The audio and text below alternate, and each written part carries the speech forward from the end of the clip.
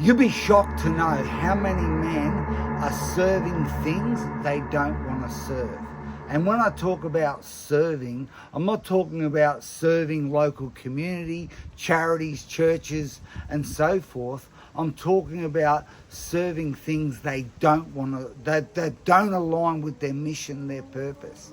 And when it comes to serving, okay, there's three things that I believe it's going to be a great wake up call for a lot of men today listening to this. So, what are you serving? Well, this is a bit of a stock take, okay? So, what are you serving? This is the first thing we need to look at. What has your attention? What has your attention most of the time? And when I say your attention, I'm talking around your thinking. What has your thoughts, okay? What has your thought patterns? Because some people are serving, they're serving pornography, they're serving addictions, they're serving things that are not helping them. So I remember, being a fighter, and this is something that I learned in my first fight, okay? Because we're all in a fight, by the way. If you're gonna set an arts and you're doing life, man, there's gonna be opposition, okay? So this is what the opposition does. It tries to get you to not focus on the important things. So, attention. All right, I'm getting ready for my first fight. Family friend comes in, man who loves me.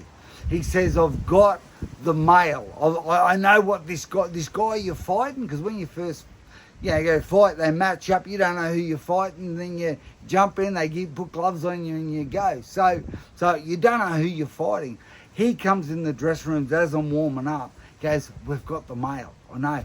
I said, what's the male? Who's this guy? They said, I don't know who he is, but I know he's a big hitter. It's like, oh my goodness. All of a sudden, getting ready for my first fight.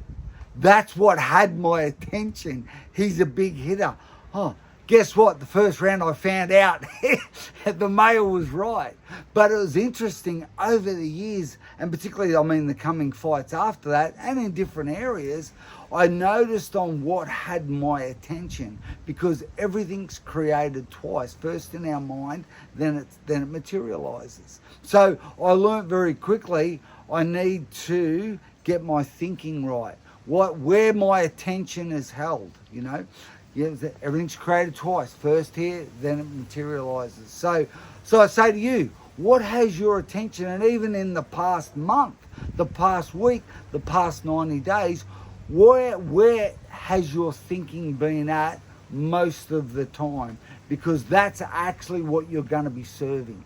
You will be serving, and it could be negative, it could be positive. Do the test, find out. So the second thing is, how do you know what you're serving? Is what has your time. So where are you spending your time? First thing, where is your attention with your thinking? Where is your time with your actions?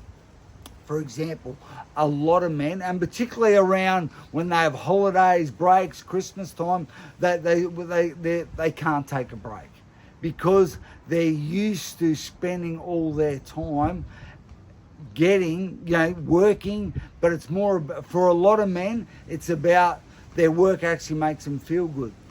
And when I say feel good, a lot of men are doing jobs they don't like, but there's an aspect of that gives them some identity. Hey, I'm a hard worker, or I'm a this, or I'm a that.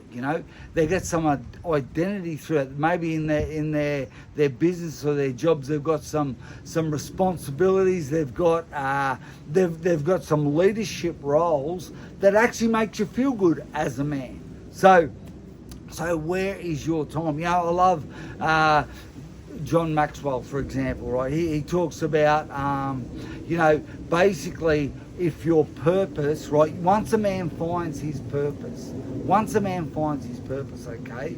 what the enemy will do. And this is, from a faith even based point of view, this is what he says, what the devil will do, he'll make you busy. Once you find your business, your purpose, your mission, and it could be in your business, it could be in other areas, but what he'll do to trip you up is he'll make you extremely busy. And I mean, hey, maybe it's you. How many people, men, do you know, they go, how you going? Say, yeah, great, I'm busy.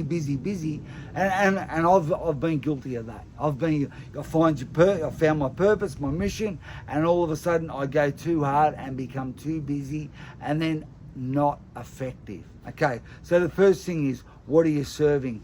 Where is your attention held? Second thing is, what is taking up most of your time? Okay, and the third thing is, when it comes to what are you serving, is where are your resources? Where is your money? Where are you spending your money? For example, there's that old ancient scripture that says, where your treasure is, so your heart is. So, for example, where are you pouring your money into? And this is, I think, for a lot of men, particularly around when they have some downtime, they start to realise, or maybe at the end of the month when they take stock, what's got your money. It could be debt.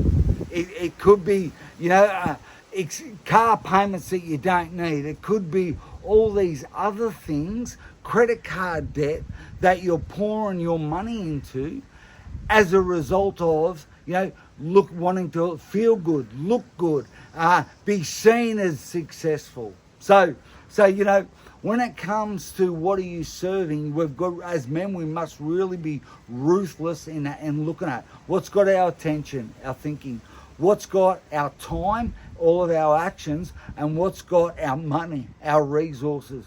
And when we can get crystal clear on those things and start to make shifts so they really align with our purpose, that's actually where you have a massive impact. And particularly even when I've got a lot of men going through our 5-day man challenge, all of a sudden they're seeing these blind spots that they're pouring their time, their money, it's exhausting their thinking on all these areas that are actually not serving them, it's not serving their family. So if I can suggest, maybe watch this again and again, jump into the 5-day man challenge, and I guarantee you will not regret becoming a better man through this.